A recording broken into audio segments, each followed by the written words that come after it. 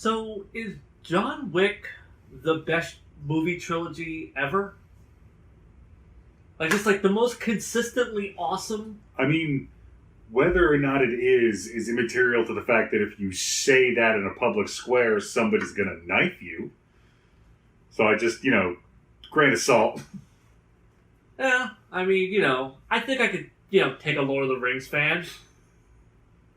Unless they all look like you, then I might be a bit I mean, it's a higher percentage than there are of Star Wars fans. Like, at least with Star Wars, like, in the eyes of those people, Star Wars has been so ruined that if you just bag on Star Wars, they'll be like, yeah, man, fuck Disney. And you'd be like, whoo, dodge that bullet. It has been, like, the best thing that ever came of the prequels and the sequels was that it cracked the seal on the Holy Trinity. So, like, this Star Wars movie is shit, that Star Wars movie is shit, and in quiet, deep places of holy fandom, some brave souls went,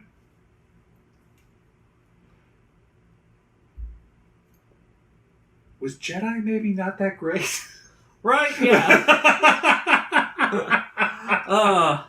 Like, the best part of that movie is the part that's completely divorced from the rest of it, the Jabba the Hutt sequence. But, yeah, John Wick 3, man. So, I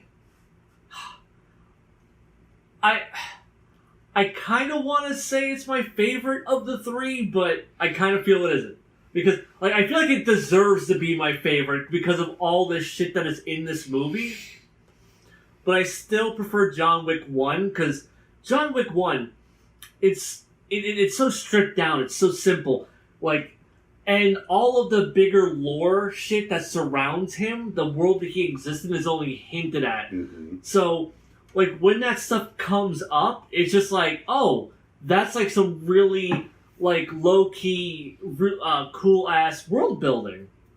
You said the gold coins, like, just that fucking, like, you'll never get another scene in the John Wick series where it's just like, why did you hit my son? It's just like, he stole John Wick's car and killed his dog. Oh. Like, that is still one of the greatest moments in cinema where I immediately love this movie. I don't care what the rest of this film is like. That one moment sold me on this film. And this one, it's just like, okay, the second movie had to expand on, like, the lore and the syndicate that he works under, other people within this organization, the hierarchy. This goes even further into that hierarchy. And just, now the dynamic is, John Wick is no longer the hunter, he is the hunted. And I was kind of wondering, like, how the hell are you going to, like, do this movie where it's just John Wick versus the world? And I'd say, like, this movie delivers on it. It goes some places I didn't fucking expect. But yeah, so, like, what's your whole feeling on this? I mean, for most of the movie, I spent a lot of the runtime going, this is not going in the direction I thought it was going to go. Yeah, that was me. That was me too. It's not an ending.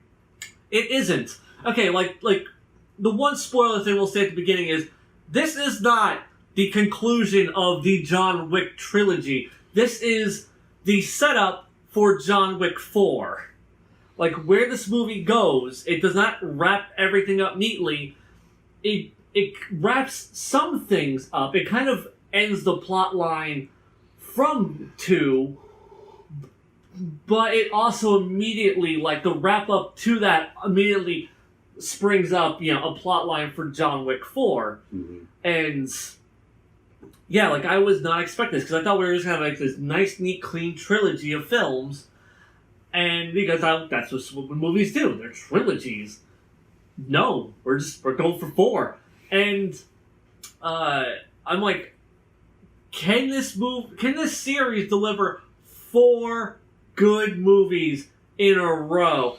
I don't think any series has delivered 4 good movies in a row. And if you bring up Rocky 4, I will find you by your IP address. I will show up to your house and I will punch you in the goddamn throat. Rocky 4 sucked.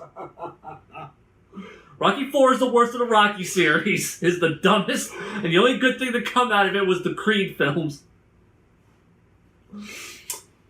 4 good movies in a row. Yeah, Like that's a fucking hat trick right there.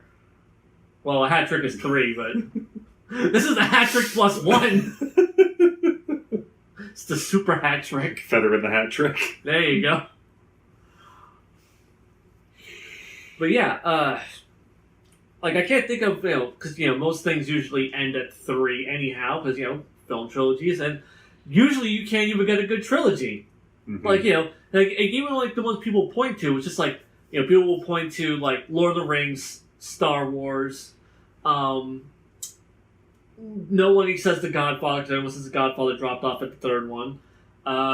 The Dark Knight trilogy, people are very mixed on Dark Knight Rises, and everyone will agree it's not as good as the first 2. Mm-hmm. So yeah, it's just like fine. Like this is like the only trilogy I can think of where it's just like this delivered and was never disappointing in any way, shape, or form. I was thinking about that in the middle of it. I'm like, is this the bad one, or are they just? Oh my god, are these all just good?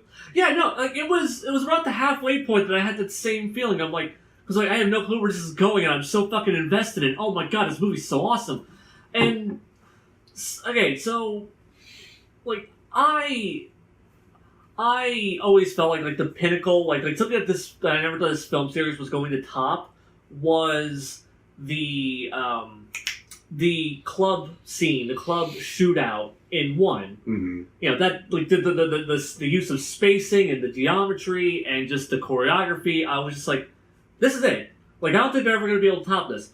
Dan argues that the mirror fight scene, I'm like, yeah, no, I've seen Enter the Dragon. Like, this is really good, but, like, it's less impressive in, like, this post-CGI age where if they fucked up and caught the cameraman, they're going to CGI it out. So it's actually a less impressive version of what we did in the 80s. But it was still, like, it's still great. Like, John Wick 2 was fucking awesome. Here, it's like, every single fight scene is awesome, and every single fight scene is completely unique to this film. Every single fight scene is a different kind of set piece, and in every single one of them I went, never seen that in a fight before. You get the first thing where it's just like, oh man, wouldn't it be rad they just start, like, busting that case, start grabbing knives and chucking them? Oh man, we're doing that now! And it turns into, like, a dope-ass night fight. He's fighting in a barn and he uses a fucking horse to kick some fucking guy's head in. It's just it's great shit. All these fights have this same air to them where it's a bunch of people who know what the fuck they're doing and who know everybody else knows what they're doing. Mm-hmm. So they just have these weird assassin-offs. Yeah, no, it's great. And like you have like, everyone, like, follows the rules. And you have, like, that one guy who tries to, like, get him in the library. And, like, that fight, that was the one fight where I was just, like, it was so kind of normal. I was just like, wow, this is not setting, like, a good... I was like, oh, no. Did they not get the choreographer back? Like, it's just, like, John Wick versus Big Guy. And I was just like, oh, no, I'm kind of worried. And it's just, like...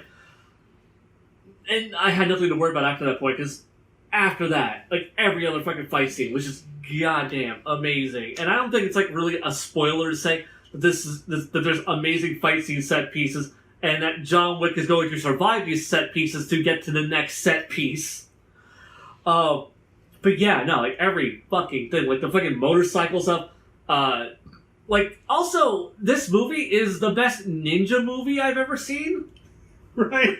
Like, at some point in the movie, they're like, oh fuck, and now there are ninjas.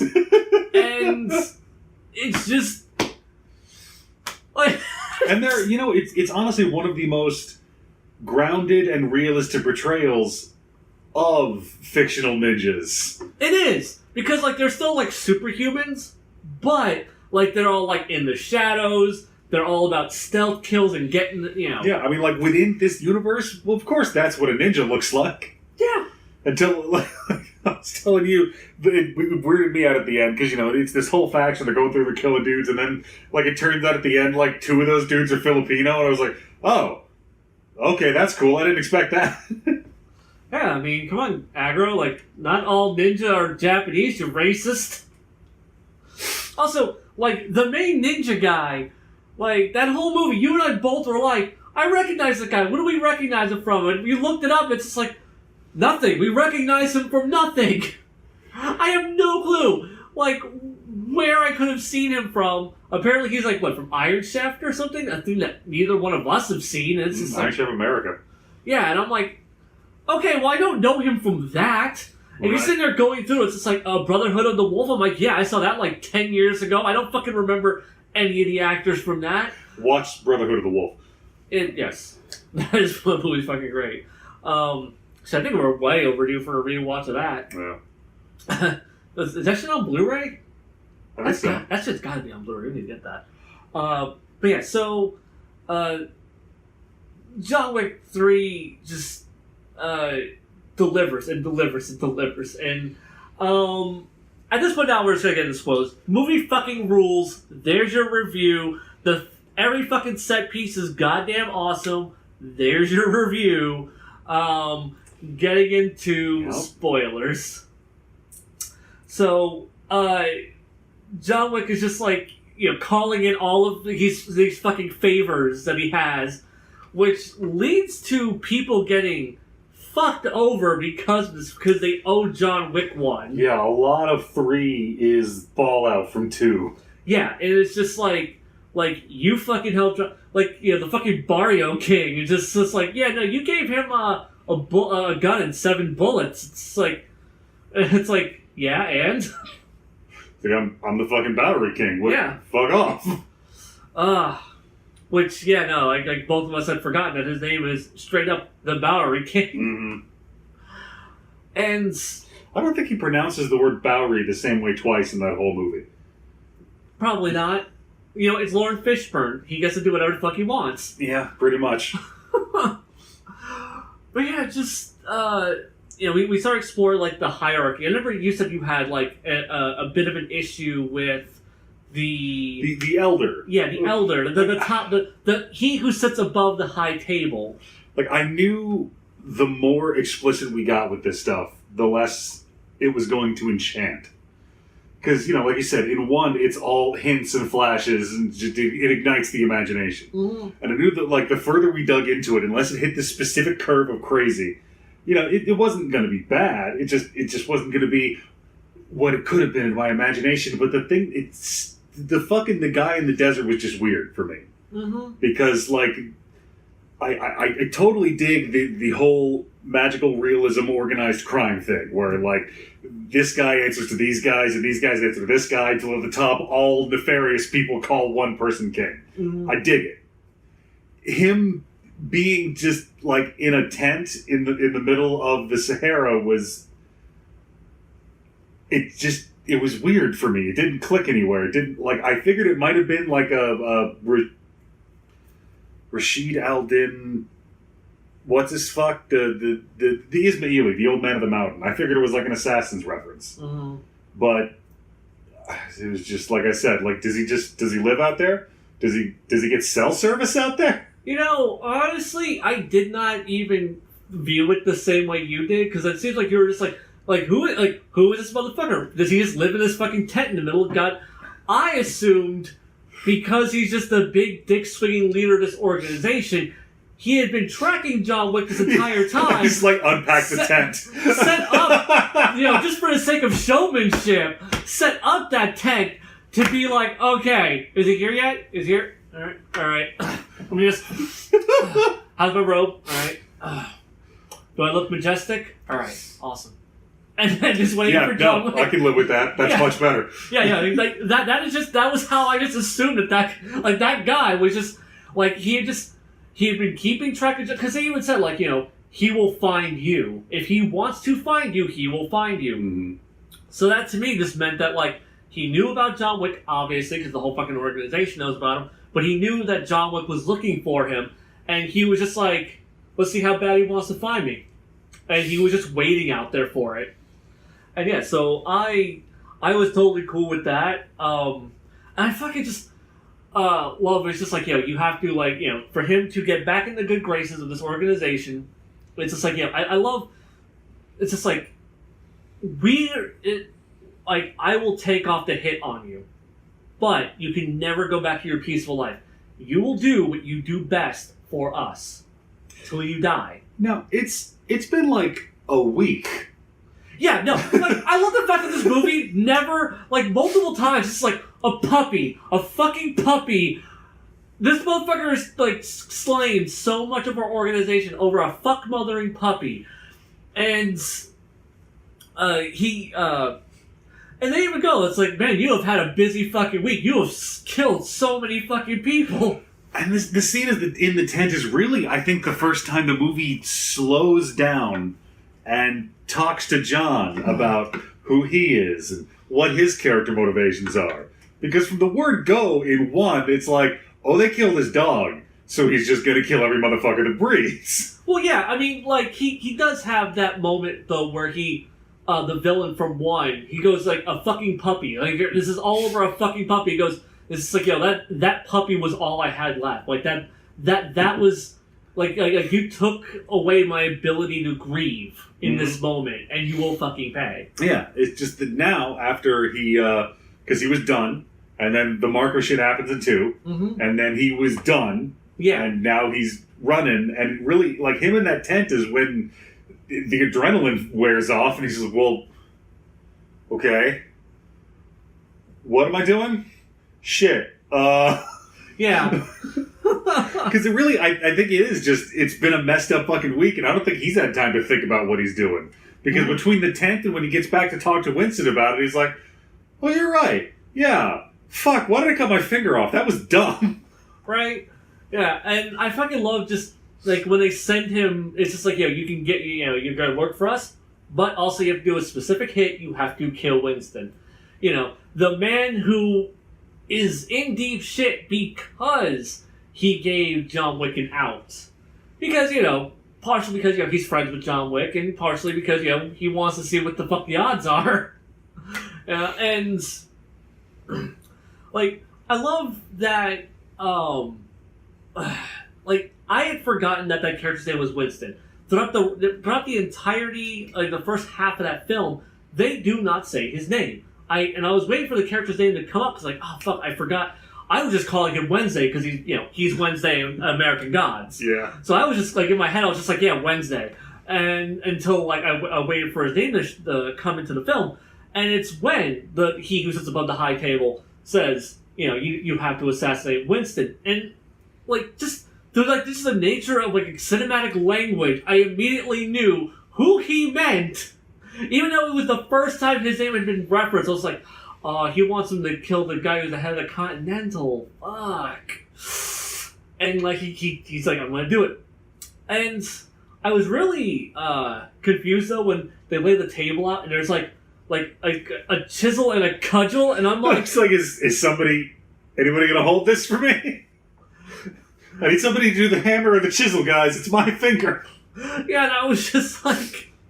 I'm like, well, I was wondering, I'm like, is his option, like, smash his finger with the cudgel or stab it with the... Right. I wasn't sure what he was going to do. I was really confused by it, or is someone going to do it for him, but then when he picked the chisel up and it's like, shit, man, I just wanted you to, like, sign the table by carving your name. What the hell? Oh, man.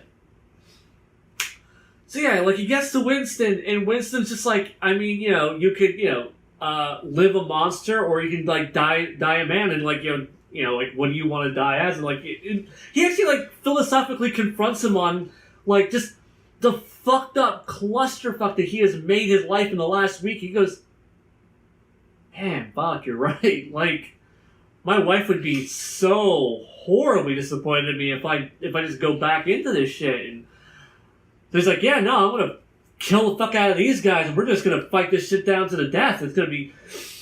Wow. And just, oh my god, when those guys show up in the fucking full body armor, it's just they're not fucking going up, and he's having to, like, get them down up underneath helmet, and, like... I love this. He's fucking going for weak points. It's so good.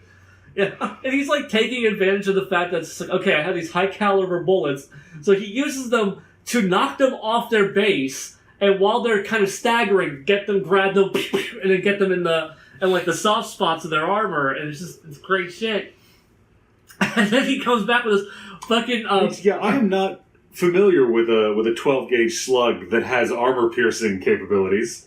They didn't look weird. but I mean, I assume they exist. Yeah. Between the sound design of that movie and the Big D experience, No. We had the Dolby Cinema. Yeah, but yeah, we finally got our theater just got in like the Dolby Cinema showings, which is this 4K fucking projection, crisp, gorgeous as fuck. For the first time in my life, I'm like, oh my god, the theater experience actually feels like it means something. It sounded good, it looked good, the chairs were comfy as fucking reclinable. It was great. But yeah, like the fucking sound design, like, I am so glad this was the movie that we saw that in. You can almost just feel the pressure waves coming off of gunshots. Yeah. Those 12-gauge shotguns sounded like the final decision of God every time they went off. It was great. Mm-hmm. Oh man, so speaking of the sound work, I fucking love that so many of the action sequences had no score. Like the music would just drop out, and then once the fight would start to elevate and like start to build to like the crescendo of that set piece, the music would fade back in and then like culminate into like, you know, the finale of a set piece. And yeah, god damn, the fucking sound work in this is so good. And just so great. And then we have, once again, in the realm of never seen this kind of fight before, the fucking ninja fight in the glass room. Mm-hmm. And he's just getting kicked through glass and punched through glass and thrown through glass, and like the two fucking ninja guys are just like, we're really big fans, Mr. Wick. Come on, let's do this proper. And I love the fact that like the main ninja guy is just a John Wick fanboy. Mm-hmm. Like he goes and like I really misread the fucking scene where like John Wick sits down, like once he gets back to the Continental, and then like Iron Chef sits down right next to him, and John Wick's just, because I thought it was just like a big dick power play move, Mm-hmm. and then like John gets up, moves over to another seat, and goes, "Hey man, I'm a big fan of your work, you know." And it's just like, oh, it's like, you know, you and me, you know, we're the same. He goes, "No, we're not." Mm-hmm. It's like, no, we are. It's like, no, we're not. Just like, yeah, we're both masters of death. That guy was fucking amazing. The high-power fanboy is an archetype you don't see a lot, but it's always great. Yeah, it was so good. And like this is a guy who just wants John Wick's approval. And John Wick could not give two shits about this guy. So, this movie had a lot of places to go and a lot of ground to cover. Mm-hmm. So, fucking hats off to Halle Berry for putting in the work to earn, like, this giant chunk in the middle of the movie. Right? Oh my where god. Literally, sometimes John Wick is, like, in the background around the corner doing his shit while she's gone full pet attack class.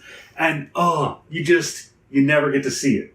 Because it's always either, like, the dogs are with the bad guys or the movie doesn't have a hard enough rating. You never get to see a dog, like, what it can do to a person in a movie. And it was so good to finally see that in an extended tactical context. Mm-hmm. Just from off screen. Yeah, I will say there's like one thing that kind of made me raise an eyebrow to like just how smart these characters are, was when they go to meet Halle Berry's boss. And like she has like a gun hidden up underneath the armor plating of the dog, and like nobody went to check for that. Like security didn't check the dog along with them. I just like it kind of strained my my suspension of disbelief in that moment, because I'm like, this is a big professional organization. That was the one moment where I went, huh? Well, I mean, it's a big professional organization that, much like the CIA, doesn't have the manpower to staff everything itself. He's hiring local. Yeah. I mean, like, I kind of like, wrote it off as hubris, you know. Just, you know, like, the guy's just like, they're not gonna actually fuck with me. I'm too big and important. Mm-hmm. Let's ignore the fact John Wick has murdered so many guys of my caliber in this organization. Yeah. God. he fucking just shoots Halle Berry's dog, and Halle Berry's dumb piece of shit shoots the dog in the armor. I love that the dog gets shot in the armor and then plays dead, and just because when it got up, it started fucking people up. I'm like, whoa, wait, what? Good shit. And she just once again, the choreography in this is fucking brilliant. Once again, I've never seen a set piece like this, where it's just, you have, John Wicking it up, and Halle Berry doing, John Wick-esque super assassin shit in this movie. But then you also have these dogs that are also John Wicking it up, and it fucking ruled. Yep. Goddamn, watching these dogs just parkouring over fucking shit and just grabbing guys by the nuts or grabbing guys by the throats and just taking them down, and there's guy goes to pull a gun at John Wick, and the dog will just grab his arm and pull him away, and then John Wick will put two in their head and just move on to the next guy, and something that I love about these films is the ruthless efficiency in which John Wick works. Mm-hmm. This isn't some beautiful fucking crouching tiger, hidden dragon. Ooh, look at the no. The spectacle is, look at how goddamn to the point this guy is about killing every motherfucker in a room. God, this movie just other things. Okay. So other things that where I think that kind of strained my suspension of disbelief is where I think I'm why doesn't someone just shoot him from a distance? Why does everyone keep trying to have these honorable assassin duels? Because okay, it is John Wick, the first one. Willem Dafoe is a sniper in that movie, right? Mm-hmm. Yeah. So snipers exist in this world. And, there's, another sniper, I believe, that shows up in John Wick 2? I think there was a chick. Or maybe I'm getting that mixed up. Or maybe there was just a chick in John Wick 1, and she crossed over with the sniper character at some point. Yeah. Anyhow, though, yeah, I had completely forgotten that Willem Dafoe was in John Wick at any point. Mm-hmm. Because the idea of a sniper in this universe feels so distant now. Mm-hmm. And I was just am I remembering this right? Was Willem Dafoe a sniper in the first John Wick? Or am I just getting this crossed over with Boondock Saints? Was Willem Dafoe a sniper in Boondock Saints? Was he a sniper in Spider-Man 1?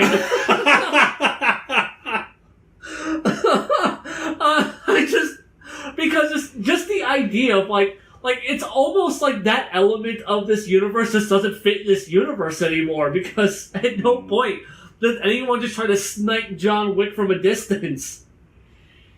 It's people see John Wick and then they immediately run up on him. No point does anyone go, I want to follow him, and then just shoot him in the back of the head from 20 feet away. Well, I mean, yeah, there's a time pressure thing. I think if you shot John Wick headed down Main Street, somebody else would get to that body before you did and collect. True, I guess when he has that kind of bounty, everybody is after him. So I guess that does check out. But yeah, as long as we're nitpicking, mm-hmm. There's a couple points in this movie, and it's a nitpick I wouldn't do to any other film, but fucking John Wick 1 is so good at bullet counting that just a couple of weird continuity errors where a gun has a red dot sight on it in one scene and then doesn't, and then actually then does again. A couple times where somebody will, the gun will be empty, but the slide won't be locked back, and they'll jam the magazine in, not charge the gun, and just keep firing. Also, John Wick does the thing. He punctuates his sentence by unnecessarily cocking his shotgun. I'm wait, does John Wick not carry combat loads? Because he would have just popped a shell out. I mean, this was on the shotgun that had the extra shell in a clip on the outside so he could do that really sweet cock load chamber thing. Mm-hmm. Yeah, and you are right, and because once again, like going back to the first John Wick, which is the perfect fucking masterclass for, because that was like one of the things that made John Wick special. The first one was that like you saw him run out of ammo and constantly having to refill. He still does that in this movie, but yeah, like the technicals of the gun work and how the firearms function was incredibly grounded, and that always was something that was like that you always had to keep track of. Also, John Wick felt a little more plot armor-y in this one than he did in the first two. Because like every time, like especially like the first movie, this one you get to, like, we've got a long way to go. We can't just stab the shit out of him up front.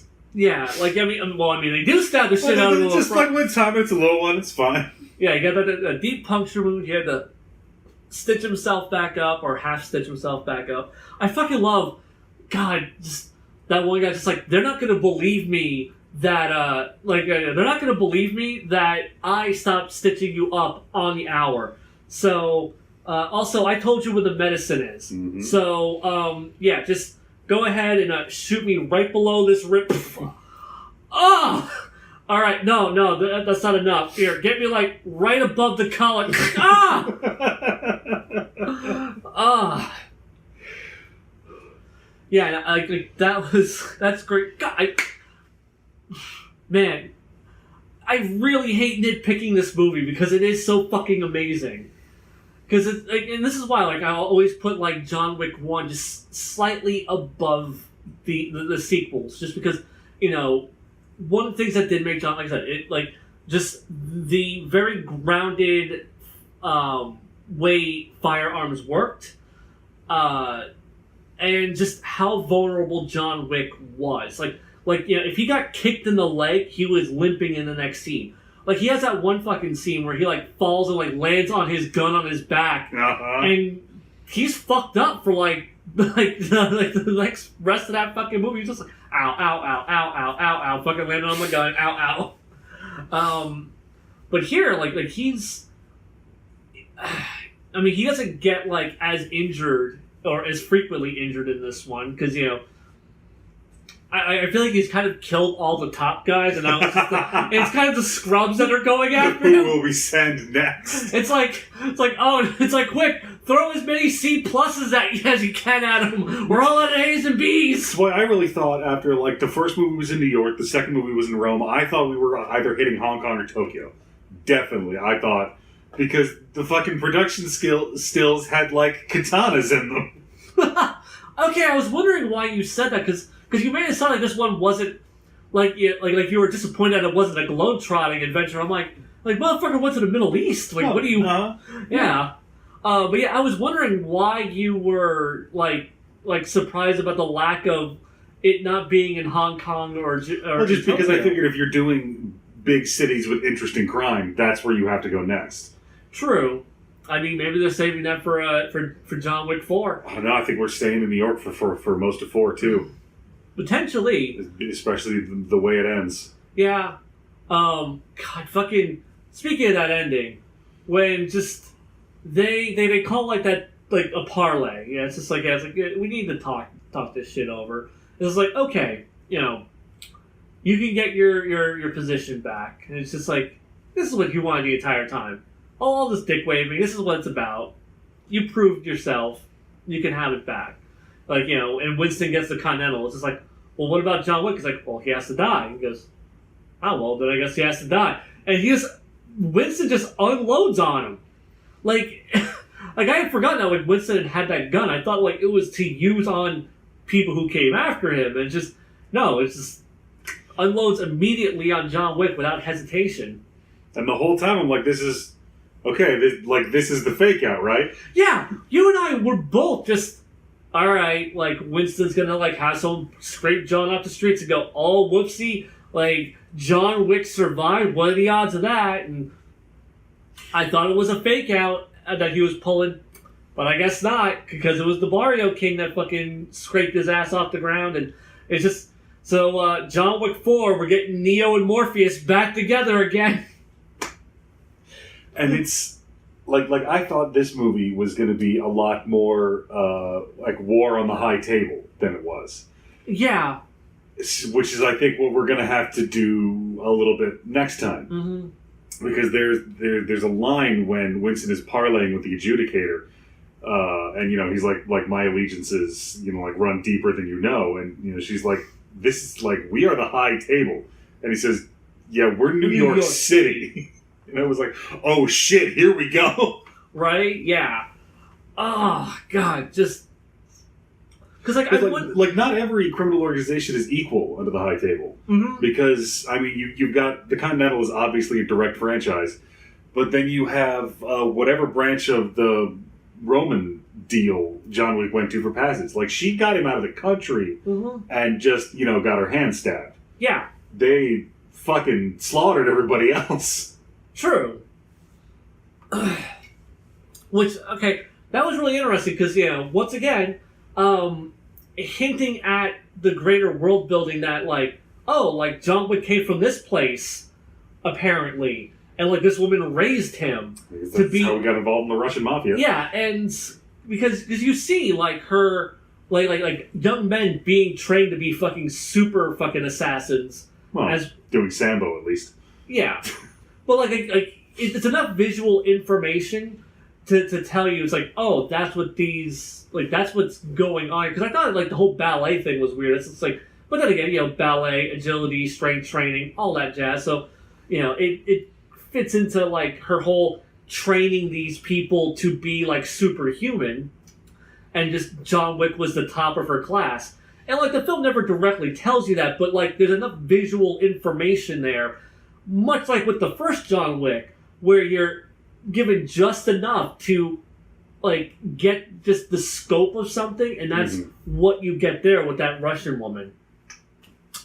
And yeah, oh man, just I am looking forward to seeing where we go in John Wick 4. Also, will John Wick 4 be the last goddamn one? Because honestly, I like series to end. Mm-hmm. And the fact this is gonna keep on going, I'm maybe we'll get like the end of a book series where 4 and 5 come out a month apart. Right? And they're all just one movie. Yeah, I'm really curious. It's just where we're going with this. How many more are we getting? Because if this ends at the 4th one, awesome. If it ends at the 5th one, fine. If it goes to 6, 7, Jesus Christ. You start getting the spin-offs. Right? Because, because this isn't like I said, the Rocky series, where, yeah, there's 7 goddamn Rocky movies. Wait, 8 goddamn Rocky movies, including the Creeds. And, I'm fine with that because each one is a standalone story. Each one moves the story forward, but at any point you go, okay, this could be the end of this series. This one could be each one felt like a conclusion.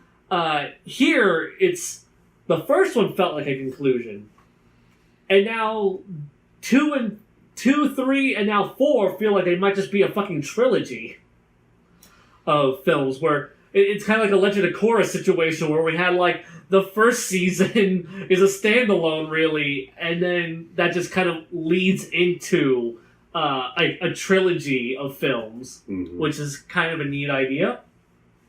I'd say they're doing it better than Korra did, because John Wick 2 is actually good. So yeah, I still can't believe they pulled this shit off. Also, the fact that we had a friend that was just oh, John Wick 3 was good. She was just really? It was good? It's yes, what the hell were you expecting? When I saw that picture of him on a horse shooting at a guy on a motorcycle, that's when I thought, Oh, no. I thought, no, there was a decent chance this was going to devolve into hokey bullshit. I mean,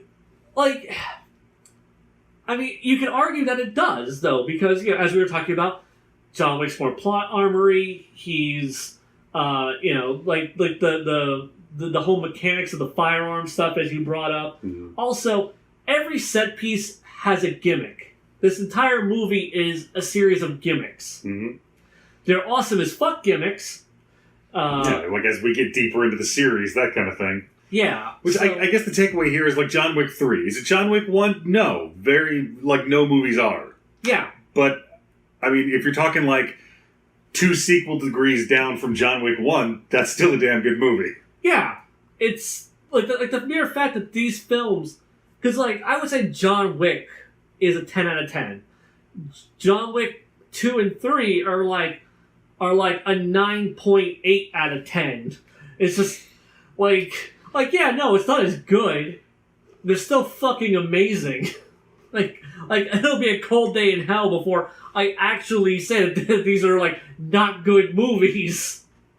Jesus Christ. So yeah, man, fucking like I am putting my faith in John Wick 4 to close this shit out and just deliver on one of the most brilliant fucking film series of all time. I can't wait till John Wick 8 when they hire the Punisher to kill him. Just John Brenthal shows up in full fucking, like, armor attire with the white skull.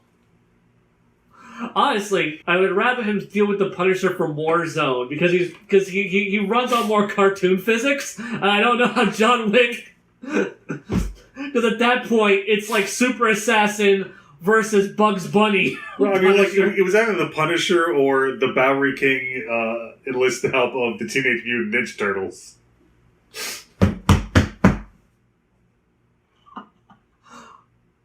I need that crossover in my life so goddamn bad. Oh.